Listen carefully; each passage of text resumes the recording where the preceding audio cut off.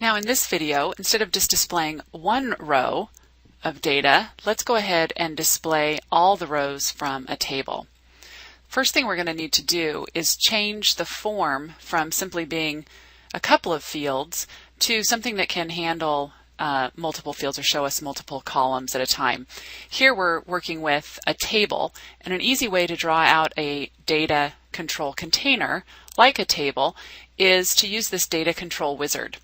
And if we do that, we can select what table it is we want to work with, what fields we want,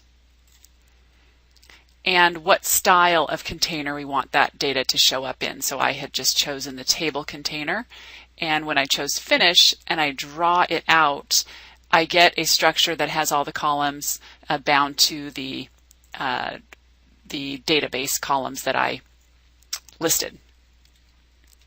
So that's what we have here, is simply a table where each of these columns is representing the columns that we want to show. And if we looked at their properties, we'd see this one's customer phone, etc., just like we had in the simpler form.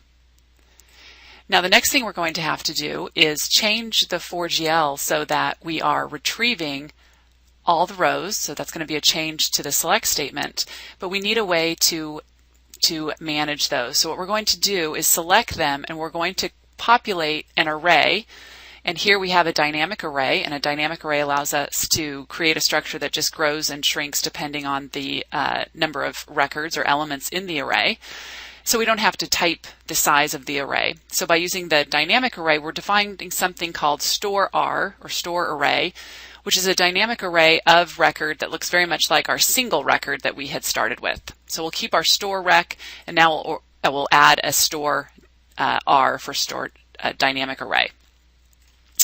Then down here, we have those outside of the main also, so that they're modular in scope and we can use them in a separate function. So we've got a main, again, block that we're simply opening a form, displaying a form, and then in our menu, instead of just getting a single row, we're going to get all. So we've changed the action to say get all, and we're calling a function called get all.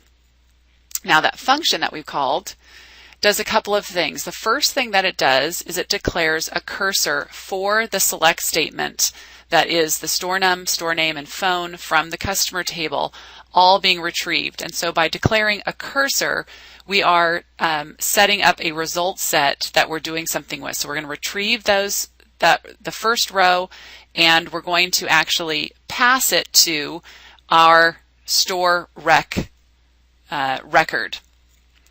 Then the store rec record is going to be populated into our array. So this for each loop is going to take each of the rows in turn and populate our dynamic array, which is called store R, with each of the rows that are returned that matched the select statement.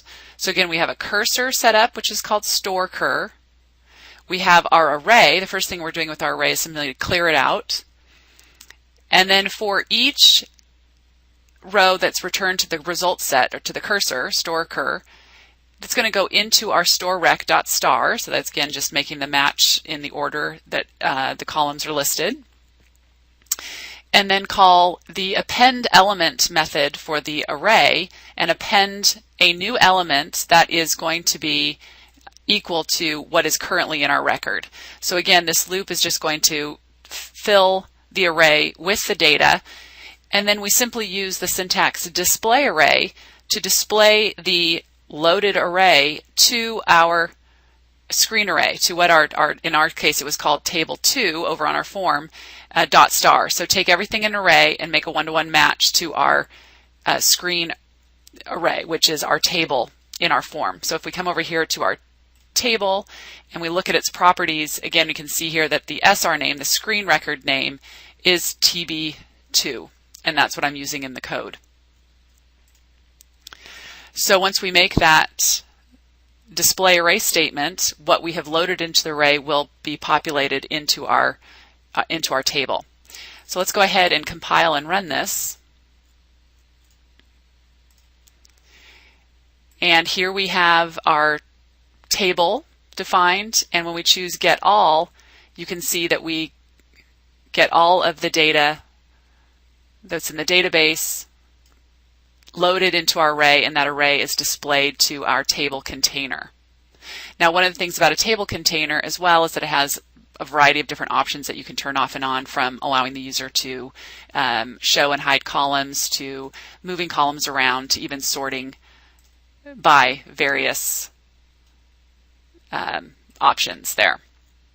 And of course, you can turn all of that off, but this is just a standard default form. You'll also notice that as soon as we went into the display array, we're in a new dialog, and that dialog provides us with automatically these buttons of accept and cancel. So the OK or accept action and the cancel action that we can confirm or cancel. Now, we could use the keywords accept display to accept the display array and accept that, so that we wouldn't have these actions here.